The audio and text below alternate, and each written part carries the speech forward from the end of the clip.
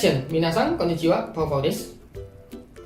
Oke guys, di video kali ini gue akan menjelaskan ya kepada teman-teman bagaimana sih cara menyiapkan dokumen untuk mencari pekerjaan di Jepang secara mandiri ya, khususnya yaitu untuk visa Tokutei Gino. Nah, video kali ini itu nggak hanya untuk buat teman-teman yang ada di Jepang saja ya, teman-teman yang di Indonesia yang pengen apply pekerjaan secara mandiri untuk visa Tokutei Gino juga bisa ngikutin cara gue ini ya. Nah, kecuali itu teman-teman yang ikut LPK. Kalau ikut LPK, teman-teman nggak perlu nyerahin dokumen apapun karena semuanya itu diurus sama pihak LPK ya. Nah, jadi buat teman-teman yang nonton video ini, silahkan nonton video ini sampai habis agar informasi yang gue sampaikan itu bisa dapat teman-teman terima dengan baik ya.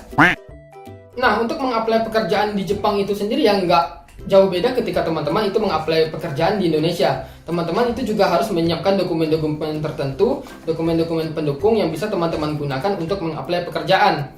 Nah, di sini ya untuk mengapply pekerjaan itu antara teman-teman yang sedang berada di Jepang maupun teman-teman yang sedang berada di Indonesia itu nggak terlalu jauh beda ya. Nah, di sini gue akan menunjukkan beberapa dokumen yang penting yang harus teman-teman lampirkan ketika teman-teman itu mengapply pekerjaan. Yang pertama itu adalah teman-teman itu pastinya akan melampirkan CV ya, atau kurikulum vitae, atau kalau bahasa Jepangnya itu rirekisho ya. Rirekisho ini ya seperti yang teman-teman ketahui, ini isinya data-data di teman-teman saja. Nah, dan untuk format rirekisho ini nggak ditentukan ya. Tapi kalau seandainya teman-teman lihat di website imigrasi Jepang itu sudah ada formatnya ya, dan standar sih, sederhana.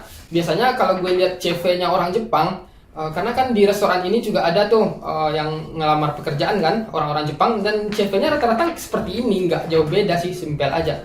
Tapi juga ada beberapa template CV itu yang memuat data yang lebih detail ya. Itu terserah teman-teman, juga boleh sih sebenarnya. Kalau seandainya teman-teman itu punya template sendiri, teman-teman bisa pakai template teman-teman. Karena waktu itu gue pernah dapat ya CV dari TSK yang pernah nawarin pekerjaan. Itu templatenya itu sangat detail sekali, bahkan sampai data-data keluarga, tinggi badan, golongan darah itu ada ya. Tapi balik lagi ke teman-teman ya, teman-teman mau yang simple atau detail itu terserah teman-teman. Kalau gue sih milihnya yang simple seperti ini aja. Nah, untuk format CV ini sendiri nanti akan gue tunjukkan ya, atau gue lihat ya, kasih lihat ya bagaimana sih cara mengisi CV ini.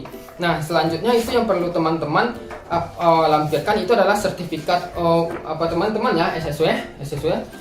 Kalau seandainya teman-teman itu punya ini pertanian kah, restoran, peternakan, hotel segala macam, teman-teman lampirkan. Kenapa? Karena saat teman-teman itu melampirkannya ke pihak TSK ya, pihak TSK kan langsung tahu, oh ternyata dia punya kualifikasi di bidang restoran misalnya, atau kualifikasi di bidang hotel. Nah, maka dari itu nanti TSK-nya nggak akan kesulitan untuk job matching. Dia udah tahu kemana teman-teman harus dilempar gitu ya.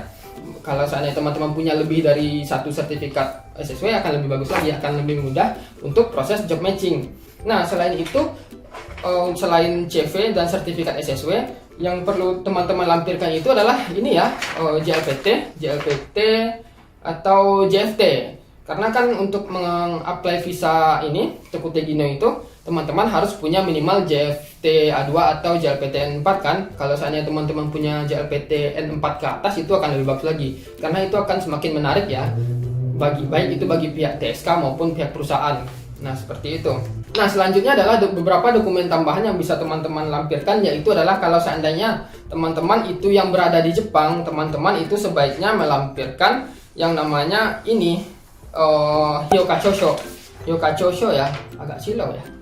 Hyokachosho, apa sih Hyokachosho ini? Hyokachosho ini adalah hasil evaluasi pekerjaan ketika teman-teman itu saat magang ya. Ketika buat teman-teman yang itu dulunya megang visa Gino Jisuse, teman-teman itu biasanya punya Hyokachosho ya, atau evaluasi hasil pekerjaan selama 3 tahun. Itu bisa juga jadi pendukung. Karena di sini beberapa poin-poin penting tentang pekerjaan di sini ada. Jadi ada penilaiannya seperti itu ya. Itu sangat penting sekali ketika teman-teman untuk mencari pekerjaan dan menjadi dokumen tambahan. Terus juga kalau seandainya teman-teman itu lulus dari Gino Jisuse, teman-teman itu juga bisa melampirkan sertifikat penyelesaian praktek magang. Ini kalau teman-teman yang udah 3 tahun ini biasanya dapat ya. Jadi ini juga bisa sebagai pengganti sertifikat Tokutei Gino, sertifikat SSW.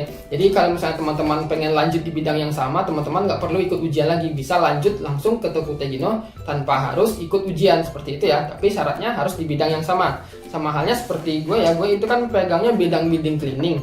Nah maka dari itu gue nggak perlu lagi ikut ujian Tokute Gino di bidang building cleaning, karena gue kan udah punya ini nih sertifikat building cleaning, udah pernah training selama 3 tahun di bidang building cleaning. Ketika gue ingin ikut building cleaning tinggal ikut aja seperti itu, dan nggak perlu JLPT, nggak perlu SSW seperti itu ya. Nah jadi itu ada beberapa hal yang penting. Terus kalau yang penting selanjutnya adalah buat teman-teman yang ada di Jepang itu melampirkan fotokopi Zairyu Card sama paspor ya. Kalau buat teman-teman yang di Indonesia itu kan belum ada Zairyu Card dan KTP Indonesia pun gue rasa nggak penting ya, nggak perlu ya. Nah jadi teman-teman itu bisa melampirkan ini paspor aja. Jadi kalau buat teman-teman yang di Indonesia itu Zairyu Card sama paspor, kalau buat teman-teman yang di Indonesia itu paspor aja. Kalau seandainya belum punya nggak masalah sih, karena ini sebagai dokumen pendukung aja ya. Dan selanjutnya itu apalagi ya biasanya gue lampirkan ya. Ya lebih kurang itu sih. Ini juga ada sertifikat Sankyu juga, Sankyu waktu ujian ini tahun ketiga di Jepang juga ada, itu biasanya gue lampirkan juga. Terus waktu itu gue juga udah pernah sempat ini sih Kenko Shindang medical check up sendiri. Waktu itu juga gue lampirkan si sertifikat bukti Kenko Shindang, waktu itu juga pernah gue lampirkan seperti itu. Nah tapi yang paling penting itu adalah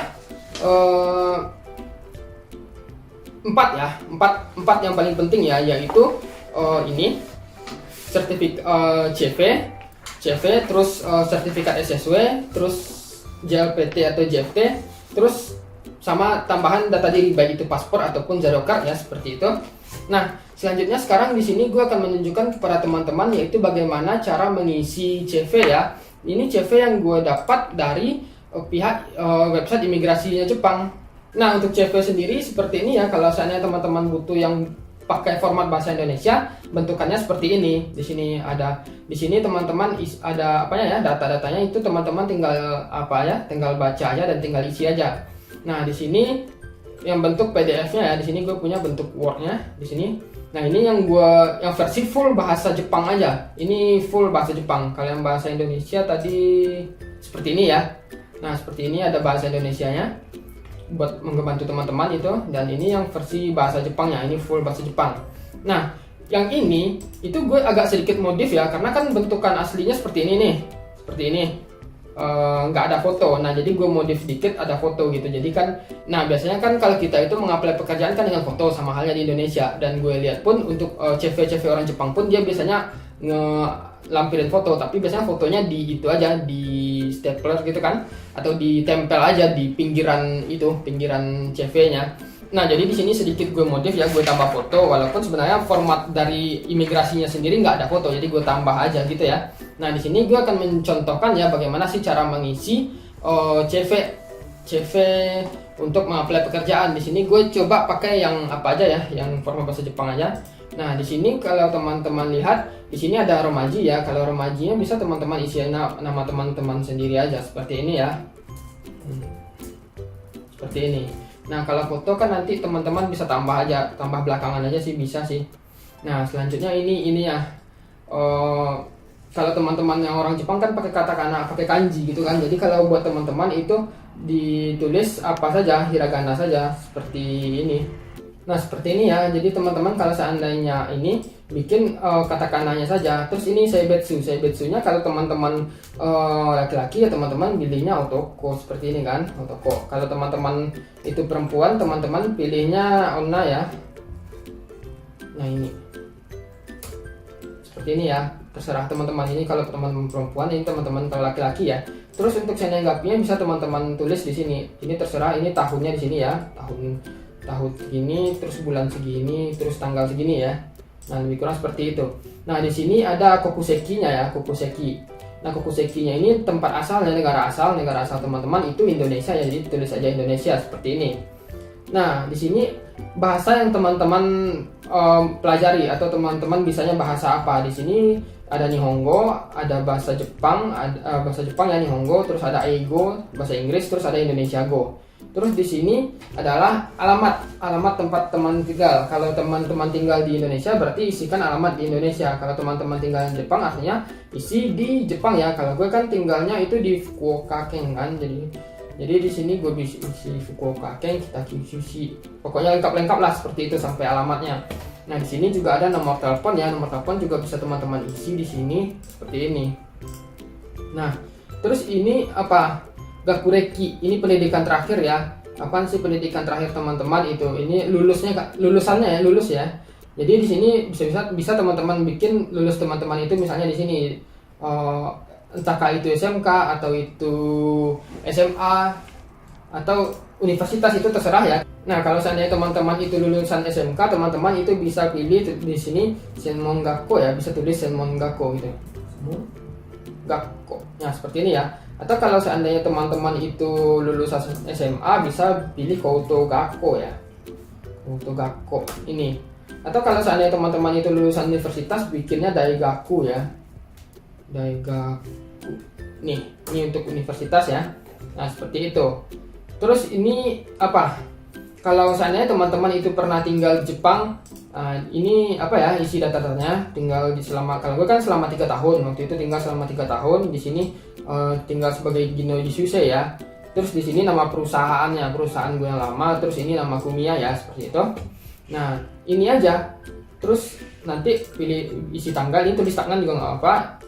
Terus nanti isi nama teman-teman seperti itu ya. Nah untuk foto ini sendiri nanti teman-teman bisa isi sendiri ya fotonya. Nah jadi lebih kurang seperti itu ya untuk mengisi CV ya. Kalau menurut gue sih, kalau seandainya teman-teman nggak mau ribet, teman-teman itu bisa pakai format yang sesuai dengan dikeluarkan oleh imigrasi Jepang aja ya. Tapi kalau seandainya teman-teman itu mau mengasih data lebih detail, teman-teman itu bisa bikin format atau template CV sendiri. Itu juga boleh teman-teman kasih warna atau apa, itu juga bagus, nggak apa, biar lebih menarik seperti itu ya. Nah lebih kurang seperti itu ya buat teman-teman. Bagi teman-teman yang pengen nge-apply pekerjaan mandiri ya, baik itu yang buat teman-teman sedang di Indonesia maupun di Jepang ya. Nah selanjutnya ketika teman-teman itu sudah memiliki dokumen yang lengkap semuanya, teman-teman itu bisa tinggal cari TSK aja. Jadi nanti teman-teman lampirkan dokumen teman ke orang TSK, baik itu melalui email maupun mengapply langsung. Kalau gue itu ada macam-macam ya. Waktu gue ngapply ke TSK itu ada yang gue lampirkan melalui email aja, ada juga yang gue langsung datang ke kantor TSK-nya nyerahin dokumennya seperti itu. Nah, lebih kurang seperti itu informasi yang bisa gue sampaikan kepada teman-teman ya. Kalau seandainya teman-teman masih punya pertanyaan, silahkan aja tulis di komen, gue bakal jawab sebisa mungkin. Dan sampai ketemu di video berikutnya.